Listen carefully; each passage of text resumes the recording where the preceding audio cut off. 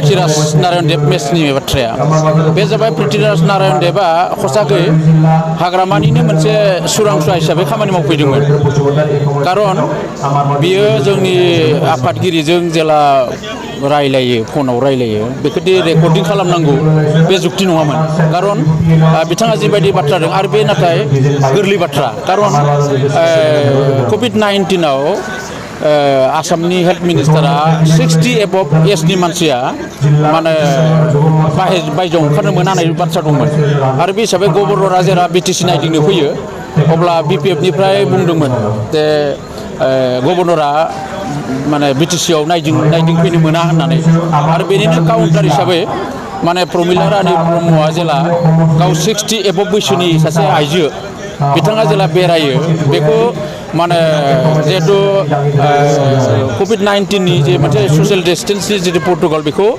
प्रमिला रानी ब्रह्मआबो violet खालामदोंमोन आरो बे बाथ्राखौ जितु माबाया हिराचरनिया गाव डाइरेक्टलि एटेक खालामनानै बुंदोंमोन माने प्रमिला रानी ब्रह्मआ मानो ओंखारदों होननानै अब्ला बेखौ पृथ्वीराज नारायण देवआ गावसो होनदोंमोन नोंथांमोना हमदांनो हादोंना हायाखै जे बे अडिअ जि मोनसे माबायावहाय जे सोंदों जोंनि आफादगिरिनाव जे हिराचरनिया बिनि सायावहा जितु मोनसे काउन्टार होदों बे प्रेस काउन्टारखौ माब्रै होनाया मोजां जागोन होनना सोंदों बे होयोब्लाथ' बे जेरै होयो बिदिनो जागोन अब्ला पृथ्वीराज नारायण देवआ बुंदों बिनि राइटिं पेडआव होनो नामा होनना बुंदों बेथ' होनांगौ राइटिं पेडआव होनांगौ बेयाव खुनु 2 नाम्बार नकल खालामना खोथा बुंनाय जायाखै कारन हिराचरनिया जुदि बेखौ काउन्टार होदोंब्ला बेखौ होजायो होननानै बुंदों बे बिनि खोथा नाथाय बे मरेल सापर्टैसो बे बाथ्राखौ बुंनाय जादों खिन्थु बेयाव माबा मोनसे कल खालामनानै माबा मोनसे षड्यन्त्र खालामनानै जोंनि आफादगिरिया बुंनाय बेयाव फोरमायनाय जायाखै जोंनाव UPPL आव बोरै जानो बे जेबो प्रभाब गैलिया कारन बयबो बुजिदों बे भाइरेल माबाया बे अडिअ भाइरेला माबायदि बाथ्राखौबो क्लियारसो जादों कारन पृथ्वीराज नारायण देवआ दे हाग्रामानिनो सुरांसुवा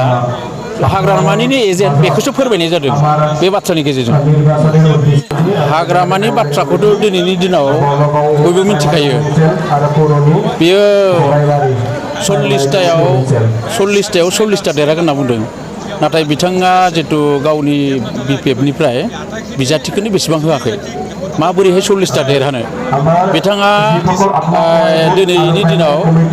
गाव मोनसे नार्भासाव हताशाव भुगिनानै फैगोन दिनाव गावादि जेनसिगोन बेनि थाखायनो बे माने आबां थाबां माने भुगिनायनि थाखाय आराम्भ खालामदों बेखौसो फोरमायदों धनस्री समष्टियाव नंगौ सेकेन्ड मेजरिटि माइनरिटि भटारा नाथाय दिनैनि दिनाव धनस्री समष्टिनि मोनसे बेकग्राउन्डआ जाहैबाय थांनाय दिनफोराव जोंनि XBLT रबार्ट नार्जारिया इउटिउबनि माने टिकेट लानानै देरहादोंमोन नाथाय खम समनि गेजेराव बिथाङा BPF आव हाबहैनानै जोंनि बे धनस्री समष्टिनि माइनरिटि मानसिफोरनि गोसोनि मोनसे दुखु होना दोनदों कारन फोथायखेबस' खालामदों आरो बेखायनो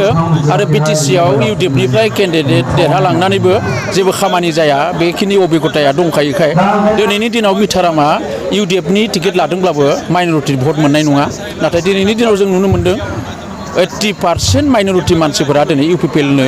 परिबर्तननि नामाव भट होनो थाखाय रेडि जानानै दङ बे हिसाबै दिनै धनस्री समष्टियाव माइनरिटि भटखौ जोंनो बांसिन मोनगोन आरो जों देरहागोन।